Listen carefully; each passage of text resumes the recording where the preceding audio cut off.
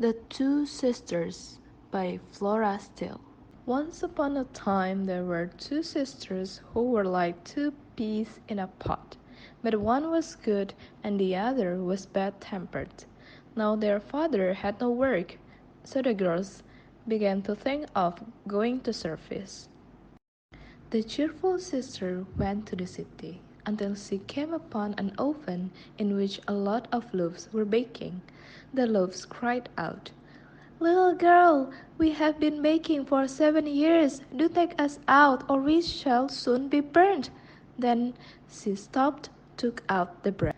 After a time she came to a cow. The cow said to her, "Little girl, please milk me. 7 years have I been waiting, but no one has come to milk me." Again she stopped, milked the cow into the pail. By and by she came to an apple tree, and it called to her, "Little girl, please shake my branches. The fruit is so heavy." Then the kind girl shook the branches so that the apples fell off, and the tree could stand straight. She journeyed on till she met a witch woman who needs a servant maid, and she agreed to work for her. But there was one thing, the witch said, she must never do, and that was look up the chimney. One day, as she forgot the witch warning, she looked up the chimney. Surprisingly, a big bag of gold fell plumb. She started to run off with it.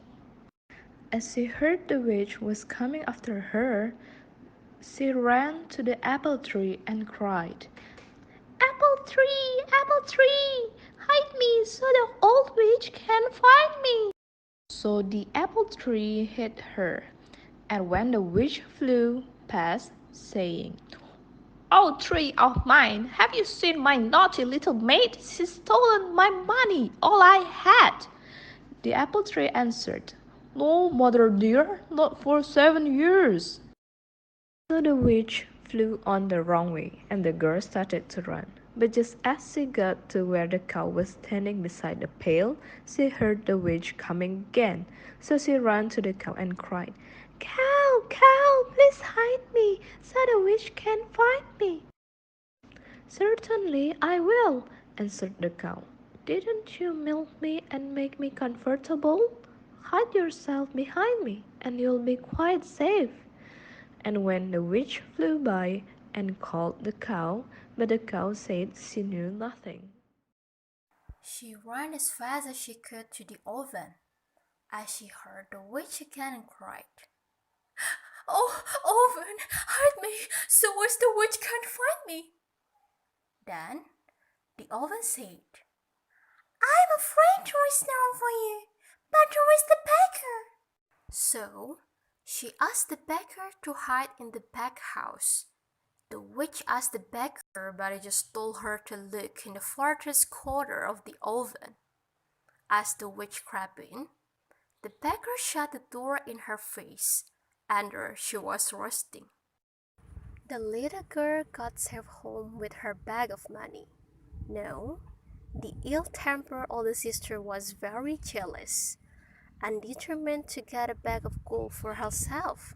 She ran on the same path as her sister when she came to the oven, and the loaves begged for help. She refused. "A likely story indeed, that I should burn my fingers to save your crust. No, thank you."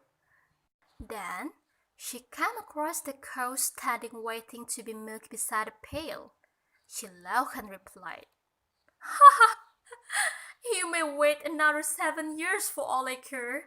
I'm not your dairymaid." And with that she went until she came to the apple tree, pecked her to shake its branches. She plucked one ripe apple, said, "One is enough for me."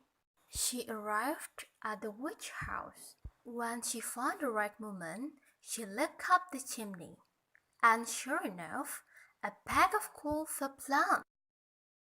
Well, she ran and ran till she came to the apple tree. Once she heard the witch woman behind her, so she cried as her sister had done. But The apple tree said, "No room here. I have too many apples." So she had to run on. And when the witch woman came and asked the apple tree, it told the witch where the girl was. Then the witch woman caught her, took the bag of money away from her, and sent her home without a penny payment.